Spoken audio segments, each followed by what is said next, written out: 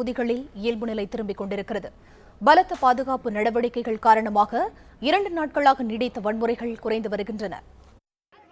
தமிழகத்திற்கு காவிரி நீரை தர எதிர்ப்பு தெரிவித்து கர்நாடகாவில் சில அரசியல் கட்சிகளும் கன்னட அமைப்புகளும் வன்முறைகளில் ஈடுபட்டன.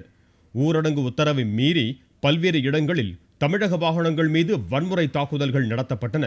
நேற்று முன்தினம் 50க்கும் மேற்பட்ட பேருந்துகளும் லாரிகள் உள்பட 100க்கும் மேற்பட்ட வாகனங்களும் எரிக்கப்பட்டன.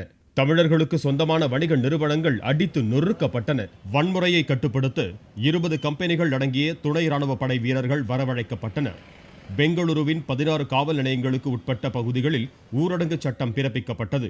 நகரின் மற்ற இடங்களில் 144 தடை உத்தரவு போடப்பட்டிருந்தது. இதனால் பெங்களூருவில் மயான அமைதி நிலவியது.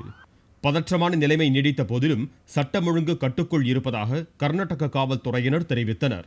வன்முறையில் ஈடுபட்ட 350 பேர் கைது செய்யப்பட்டிருக்கிறார்கள். ஊரடங்கு உத்தரவு இல்லாத பகுதிகளில் இன்று முதல் பள்ளிகளை திறக்கவும் கல்வித்துறை உத்தரவிட்டுள்ளது.